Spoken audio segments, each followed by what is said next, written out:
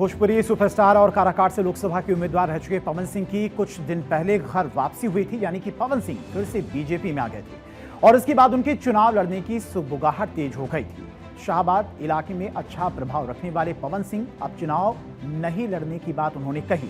Social media पर post करके ये जानकारी पवन सिंह की तरफ से दी गई। उन्होंने सोशल मीडिया एक्स पर पोस्ट करते हुए लिखा, मैं पवन सिंह अपने भोजपुरिया समाज से बताना चाहता हूं कि मैं बिहार विधानसभा चुनाव लड़ने के लिए पार्टी ज्वाइन नहीं की थी और ना ही मुझे विधानसभा चुनाव लड़ना है। मैं पार्टी का सच्चा सिपाही हूं और आगे भी रहूंगा।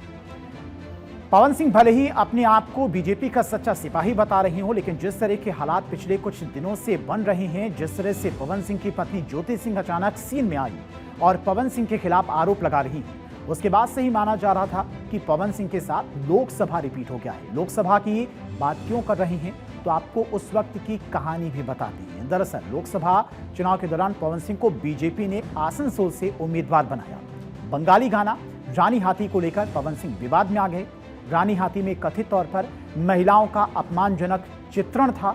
इस गाने को विपक्ष ने मुद्दा बनाया और पवन सिंह ने आसनसोल सीट से चुनाव नहीं लड़ने का ऐलान किया और अब ज्योति सिंह ने मुद्दा उठाया है, मुद्दे को जोर दिया है, जिसके बाद बैकफुट पर पवन सिंह आ गए हैं और उसके बाद उन्होंने सफाई भी दी। उन्होंने कहा कि अब चुनाव नहीं लड़ूंगा, लेकिन बीजेपी के सच्चे सिपाही के रूप में लगातार वो काम करते रहेंगे।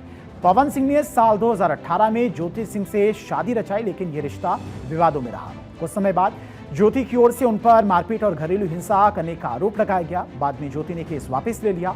हालांकि कुछ समय पहले दोनों के विवाद खुलकर बाहर आ गए।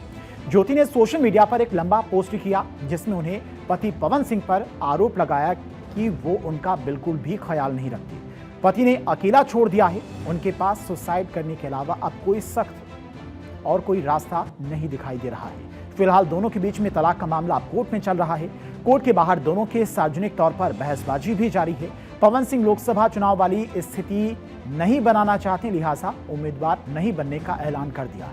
वैसे देखें तो शाहबाद इलाके में पवन सिंह का वहां पर पकड़ इनकी अच्छी खासी है और वो किसी भी पार्टी के लिए एसेट के तौर पर साबित हो सकते हैं। कितने पावरफुल हैं पवन सिंह, वो भी आपको बताते हैं। शाहबाद की कुल 22 विधानसभा सीटें हैं।